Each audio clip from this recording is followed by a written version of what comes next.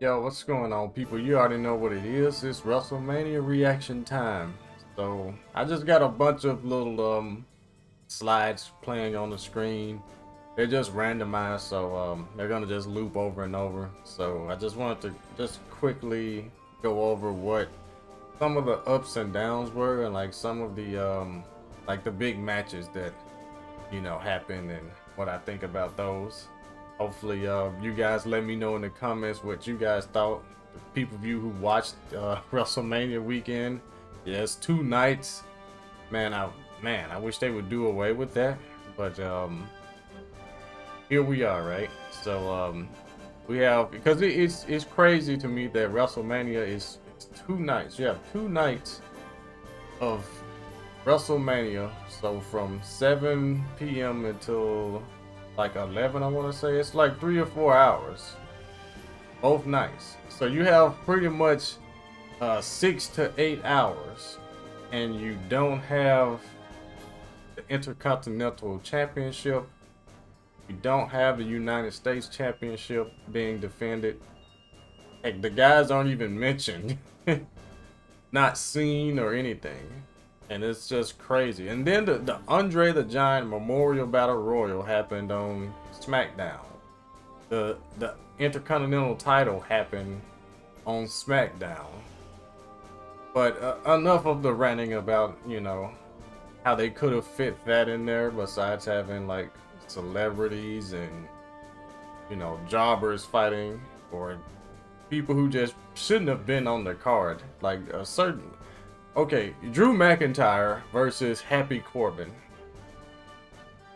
Or even this match. Omos and Lashley.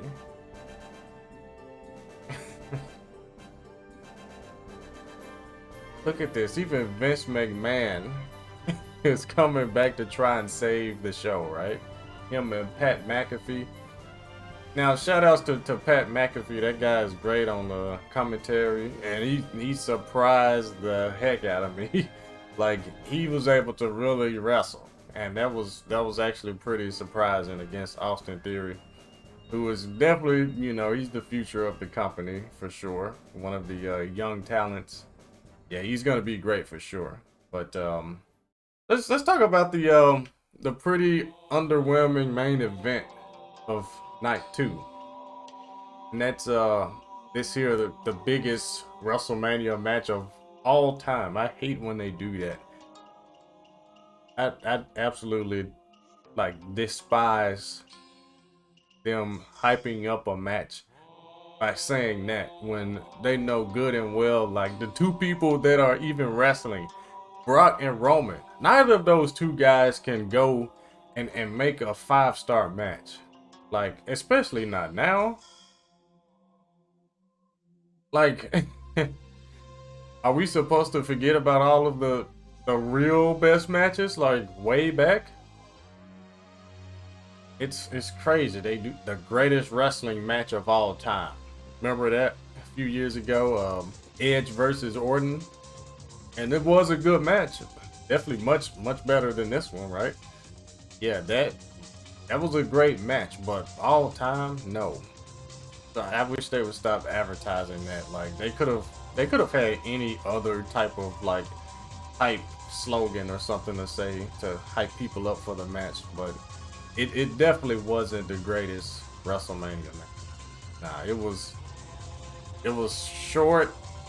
It was the same old, just a little bit of wrestling and a lot of suplexes and spears.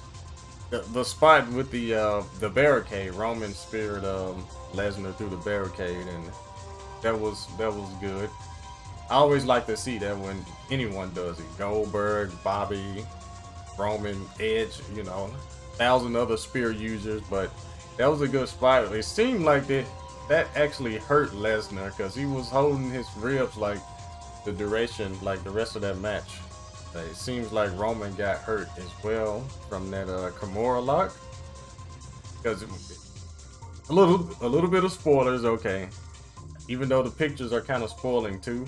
But yeah, he was barely able to raise one of the championships with his left arm. So hopefully Roman's okay. Hopefully he doesn't have to relinquish the titles like later tonight on Raw. That would be something. But I think the so let me just say what I think the absolute best moments of this pay-per-view were. So I think the absolute best moment, this is just for me, was the return of Cody Rhodes. And almost tick for tack with that is the main event of night one, which is Stone Cold and Kevin Owens. It was starting off as a talk show. Then out of nowhere, get the ref in there.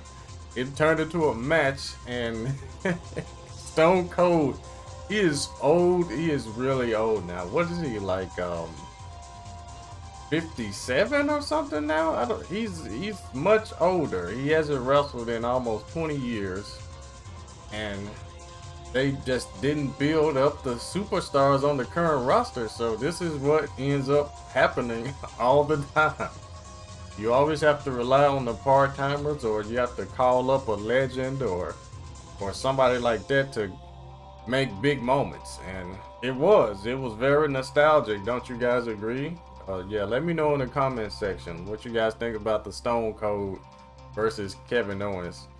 And Kevin Owens is a trooper. He's definitely a trooper for that. He carried the whole match. And I was surprised Stone Cold took a few bumps. Like he took a nasty bump from that suplex out there in the fan area. That was actually pretty good, and he delivered a suplex against Owens on the ramp. So those, like, no suplexes in the ring really.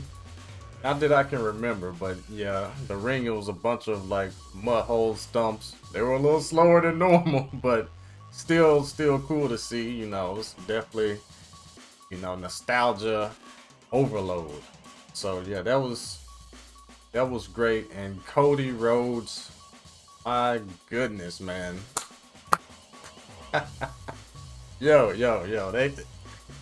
Cody Rhodes, hey. That entrance, that return, all of that was absolutely godlike. Absolutely godlike.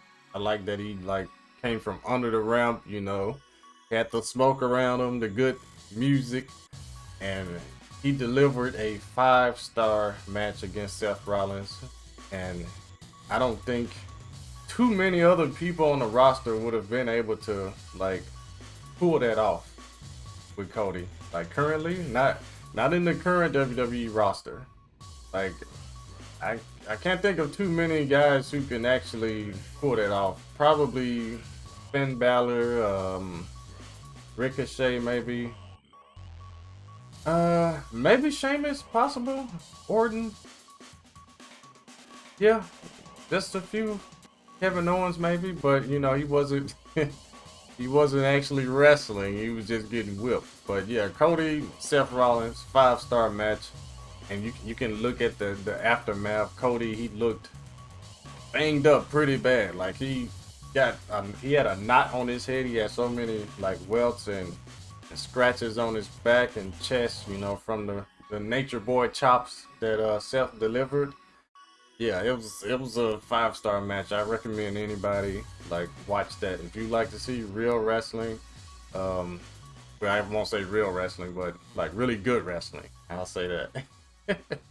Yeah, if you want to see real wrestling, watch the Olympics.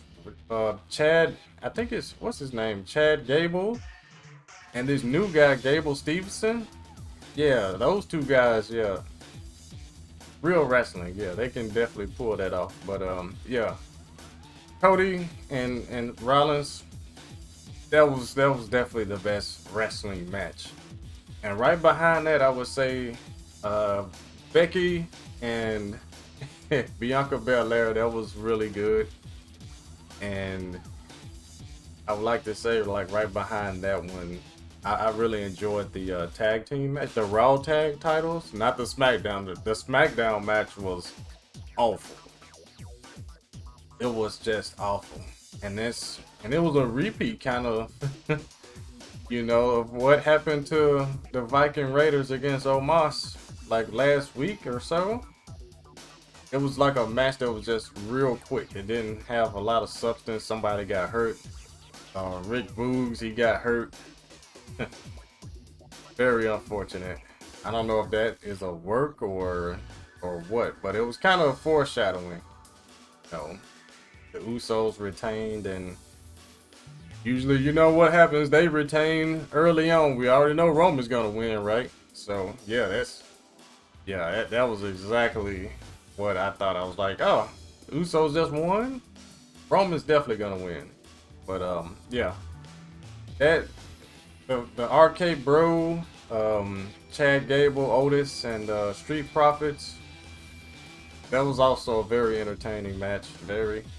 I'd say it was about a 4 out of 5 stars. Maybe even 5. I don't know. It's somewhere between it, like 4.5. How about that? It was really enjoyable.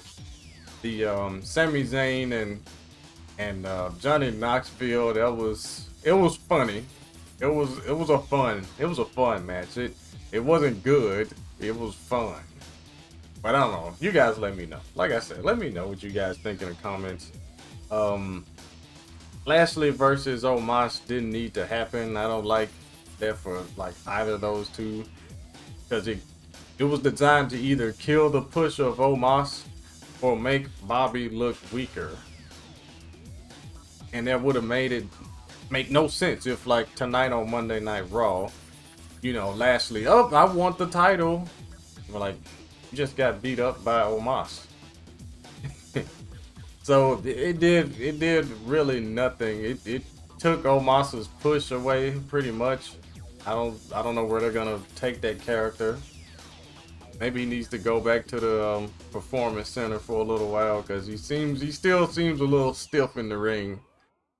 He's got like more agility. He's capable of it, but he's not showing it in in-ring matches. And this was a real big stage, so props to Omos for being at WrestleMania 2 years in a row. Yeah, that's actually godlike once you think of it, you know. Yeah, and Bobby, I think he's still gonna be in line for the title, I think. Especially now, he just slayed a giant. So yeah, he's definitely gonna have some kind of claim to the title that Roman just won. So we'll see. I'm hyped for Monday Night Raw tonight. Again, if you guys like this video, like and subscribe to the channel if you haven't already. And as you can see on the right side of the screen, I got some dope merch for all the King players who love King and Shining Wizard. The links are in the description. Yeah, again, let me know in the comments, guys, what do you think of this year's WrestleMania. Overall, I would say the Stone Cold both nights saved a lot. He saved a lot. He made the ratings go up for sure. The Triple H, I didn't mention that the Triple H retirement and Undertaker and the Hall of Fame appearances, you know, that was good to see. Triple H opened the night 2 up with the longest entrance ever. It was longer than the Undertaker's entrance, but anyways, yeah, let me know what you guys think in the comments. Yeah, how was WrestleMania, and how hyped are you for Monday Night Raw? What's Cody Rhodes gonna do, guys? Is he gonna you know, come out there and interrupt Roman? Like, uh-oh, he gonna get pushed straight to the top? We'll see. So I'll see you guys next time. You have a wonderful day. And, we're gonna watch some Monday Night Raw. Peace.